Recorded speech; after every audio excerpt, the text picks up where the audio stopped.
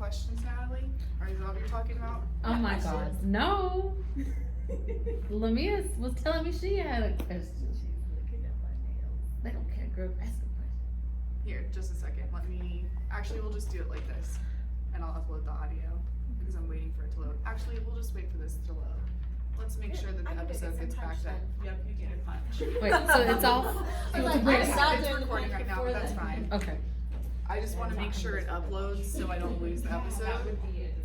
No, I actually, one of the best episodes I've ever recorded, it at the very end was not recording.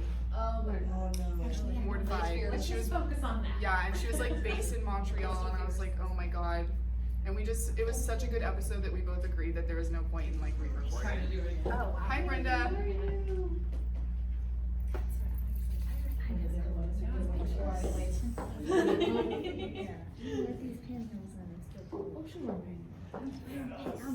Oh, you're a grown-ass woman. You've got pantyhose on. I know, pantyhose on. Who dressed you? Your mama's girl. I did. Oh no. She said pantyhose. Please. I know I sound just like my Unless mom. they have their fishnets or they have a seam up. the back. Yeah. Yeah. Oh, get one They now. look very nice. With the, especially with this cut. You know, the one that's seam at the. Oh yeah, I was doing it up when I needed to have one just regular pair first. No, you don't. Yes, cause I can't wear the other one. Come from the girl who wearing a French thing with the doggone ticket on it. We are so opposite. It's hilarious. We are. I can't wear it. My waist is too high, my hips are too big, so I wear garters.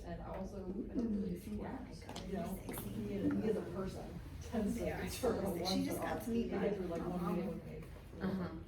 I sure did. Yes, she wears pantyhose all the time. Cause she your mama, girl. She grown woman. Don't you be wearing no pantyhose. My mama is fine, by the way. She is Yes, a she fine is. lady. Okay, and then you gotta wait to get her age. She was wearing pantyhose. Well, she's too young anyway. when I was little. Yeah, well, it was the style. Tina Turner did. My grandpa used to get mad at me when I was a little girl if I wore sandals without socks. He's really old school. There was a Nordstrom, and like the Nordstrom policy was in the Northwest that you, during there was only certain months you were allowed to go without hosiery. And then no hose, pretty toes. Like you better have a pedicure. Yeah, my toes look terrible right now. So, fun fact, I'm recording for the Q&A, but I'll tell y'all this story. So for work, I posted a picture of our bingo magazine against a wall, and I was like holding it, and posted the picture to let people know that the new bingo magazines were out. Fun fact, guys, I get to write a bingo magazine. But someone commented on the photo and said, whoever took this needs a fill, ... badly. And I was like, I know I need a fill, but why do you have to say that? Like, Pay so attention. Just hateful. focus on what it was Not about. what that was about. Whatever, karma's a bitch. But Haters gonna hate, girl. yeah. Anywho, so we're gonna go ahead and start the live Q&A. Do we have any audience questions? Because I have questions for Deseree, but we'll start with the audience. I wanna know, okay, You want to speak up, Olivia? Oh, okay, sorry. Yeah, do it for the live, Quiet. girl. I was like, Do it for the oh recording. God, what kind of question is she gonna ask? She's so quiet. It's kind of crazy one, I promise. Because, well, you said you want to have all your clients be someone that you could be friends with. So I'm guessing you made this policy because you probably had someone who wasn't that great of a client. I think some of the policy came from my own integrity of living my own best life. And because I spend so much time with people in their coaching, and also like I said, I carry them in my system, like energetically. Like, I'll say when we were coaching, I probably talked to her like 3 or 4 times a day. Like, that's not an exaggeration. That is like, literally, that's how often we talked, like in the heat and like the biggest part of my coaching. Yeah, and so when I say it's like, oh, it's not that I just didn't like someone, it's that they weren't an energetic match for me. They weren't somebody that would just as easily raise my vibration as I was helping to heal their vibration. I have a very high standard for the people that I work with, and they need to be people that have high standards for themselves, and they're just stuck. And so when I say that I'm friends with the people that I coach with, it's like I also know so much about their life, and I don't hide any part of my life. And so I want people that are high integrity, that are trustworthy, that I can sit down and have a cup of coffee with, or invite over to a Bad Mems brunch, and they want what I have, which is the freedom to be able to be that and stay in integrity with people. So I have a question for you real quick. What is the best dating advice you've ever been given? You're gonna ask me this. What? So I Also, actually. her boyfriend's in the audience, so. Oh well, I mean, in that. But wait, you know we can turn and look. Wait, but whose boyfriend? Desiree's. Oh, Yes. okay then. How you Yes. doing? My boyfriend is in the audience. Soul male in the audience. So best dating advice, actually. Well, there's two aspects to this. I think one of the best, like most beautiful dating advice I ever got was I was at the beer festival at the San Antonio Botanical Gardens, Brews and Blooms. Yes. And I walked up to this amazing lesbian couple there, and they had these pretzel necklaces on.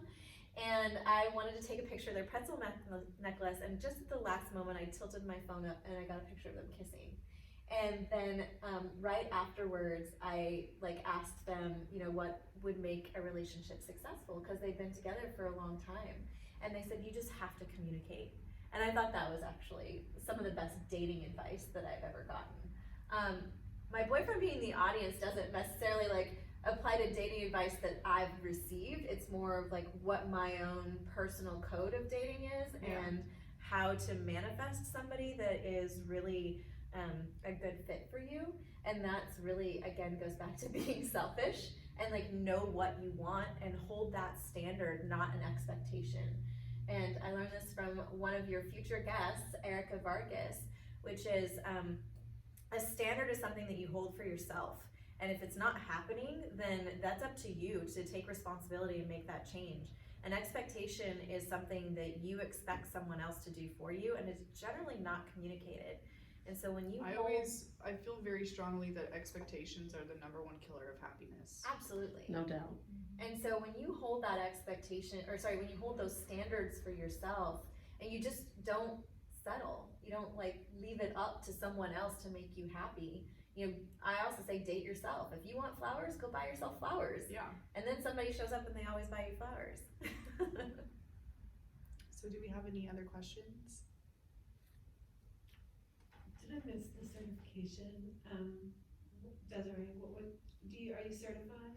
I have several different certifications. I have a life coaching certification. I have an advanced certification in training in beyond victim consciousness and trauma healing. And I also have a certification in neurolinguistic programming. And I'm an orgasmic meditation trainer.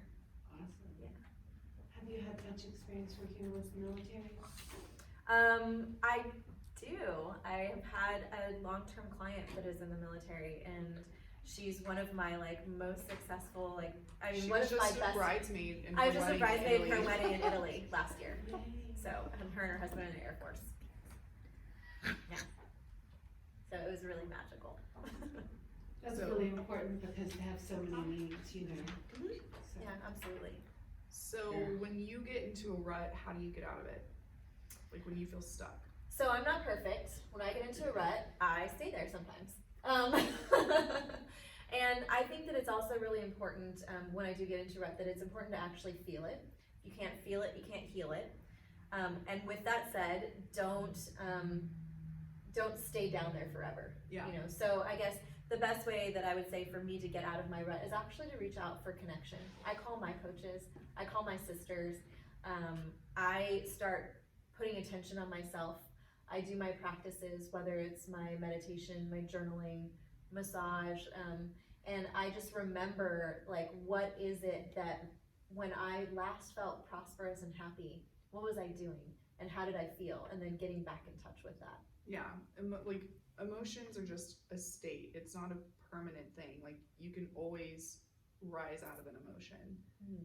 It's just there. But I will say on the reaching out, anytime I'm depressed, I can just text someone and say, I'm really depressed right now. And I feel so much better after I'm able to just say, hey, I'm really depressed right now and I'm kind of struggling this week. Well, yeah, if you just stay inside your own head and you're constantly I'm depressed, I'm tired, you're gonna continue, again, it's that we've self-hypnotized ourselves into that place. Yeah. Whereas if you can actually reach out to someone that will not collude with you, and that's really important. Like, oh, you're depressed, so am I depressed. I'm depressed too, let's go be depressed together. That's not helpful. Yeah. But somebody that can just listen and be like, oh, I hear you. What can I do to support you right now? Can be really powerful, because just naming the emotion can help you to start healing it. Yeah, my grandma is all about tough love, and I think the last time I told her I was depressed, she said, honestly, I can't handle your depression because I deal with too many other people's, but if you want to talk, we can. I was like, no, actually, I feel better now that you, like, now you just gave me no bullshit right there. Like, I feel much better. Like, other people also have problems. Yeah, I mean, I think that's something that we need to just have more grace around with people, is that things change, shit happens, it's okay, life will go on. Yeah, I agree. Do we have any other questions?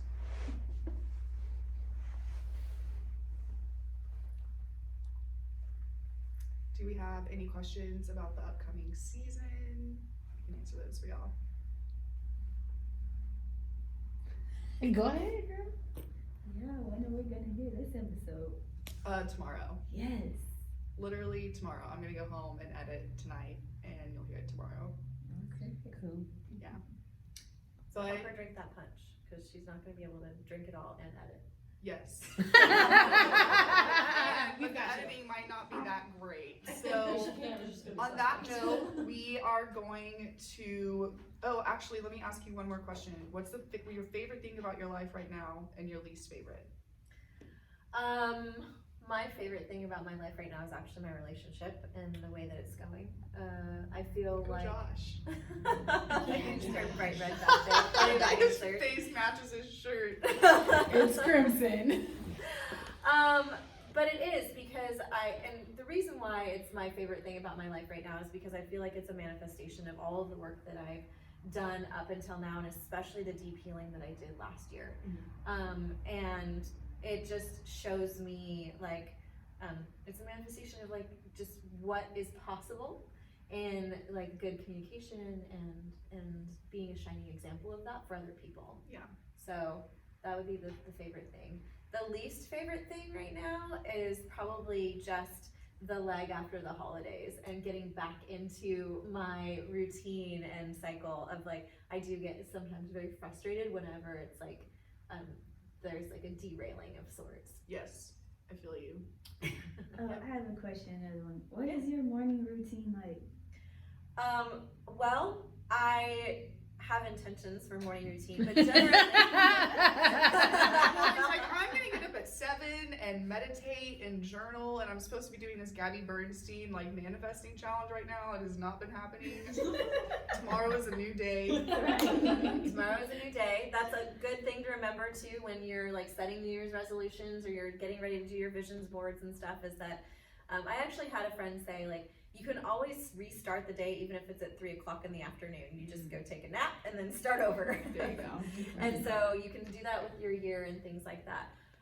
My morning routine, like I just said, I don't like things that derail things, and at the same time, my life is not a routine. I do not have this like Zen practice of every single time, every single morning I do things at the same time. I would love that. I am not a morning person though. I mean, not at all. So every other week, I get up with my children at 5:45 and I take them to school, and I come back home and I take a nap for 30 minutes. And then I get up and I do, my coffee and my practices, and I start my coaching. But for me, it's not so much about a morning routine as to actually like just get the things in at some point during the day that I know to fill myself up. So whether it's getting my meditation in or getting my yoga practice in, doing my writing, doing my journaling, taking a bath is sometimes a daily routine depending on what kind of week that I have. Always. Yeah. Everyone knows I'm a bath person here. I mean, I love people that are morning people and they can get up and go running and do their stuff in the morning. I'm just not a morning person. So a lot of my routine happens, around 9 or 10 o'clock in the morning. And Do you know your dosha type by chance? I want to say somebody said that I was like hot or Like kappa? Okay, I have a question. What the hell are you talking It's about? Ayurvedic. I did that today. Yeah, so it's Ayurvedic. So Ayurveda is one of the oldest forms of like medicine Mhm. known to man. And in Ayurveda, you have different doshic types. So I'm Vata, so I'm air energy. So like it controls, like not only does it like kind of tell you, like give you an inclination to your behavior, but it also like Ayurvedic diet. Like since I'm air and I tend to be colder, like living in a cold environment would not be good for me. Proven that. I hate living in the cold. Also, like I was eating a lot of salads because I love greens and I love salads. And once I started getting more into Ayurveda and it said that I shouldn't be eating cold foods, I stopped eating cold foods and I feel so much better and in alignment. Mm. So, but I brought up her doshic type because different doshas have different active hours during the day. So for Vatas, we're morning people. And so like it's Definitely not that. I'm much more productive early in the morning and between the hours of 1 and 2. In the morning or 1 and 2? Yeah. And then like just in general in the morning, I'm way more productive because of my doshic type. So would totally recommend. Gabby, what were you? I'm even. Oh, you Like, are? yeah, so, Are but you it's. Pita and Vata? Those are the first two, yeah, I'm Vata, and then Kapha was last. But they said it's like, mine was almost like an even keel. It was like really weird. I was like, how are you even? But What is it called again? Ayurveda, but it's dosha, Dosha. But yeah, I could see you being more of a fire. So my times are usually in the afternoon. Yeah. Which like it's cool because like the more self-discovery and things like that you do, because even astrology can like tell you those types of things, and y'all all know I love astrology, but everyone in this room that is spending time around me has the pattern app on their phone because of me. Yeah, it's just I think it's important to be in tune with those types of things and not force yourself to be a morning person if you're not a morning person. There's another thing around awareness too for the women in the room, which is to be aware of your moon cycle. And generally, I also know like there's a lag for me right after my cycle ends, where I rest more that week than I do any other week. And mine is the week before. I let myself eat whatever I want and be lazy. And then the rest of the time you're like more like forget, like you actually have more energy because you haven't spent all of that negative time being hard on yourself about not doing the things that you think you should be doing. Yeah, exactly. Word. Any more questions? We could do a whole other episode on doshic types. But not with me. Yeah.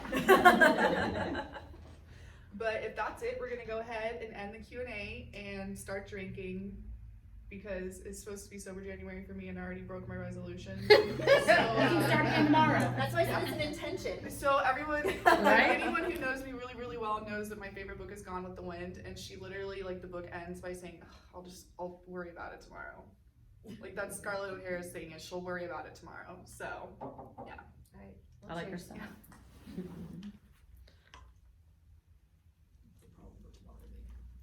You know, I just start tomorrow. Well, I started today was not tomorrow. Did you book it already? No, today's not tomorrow. Like, and so you know, I've been sober until today. But yes, that.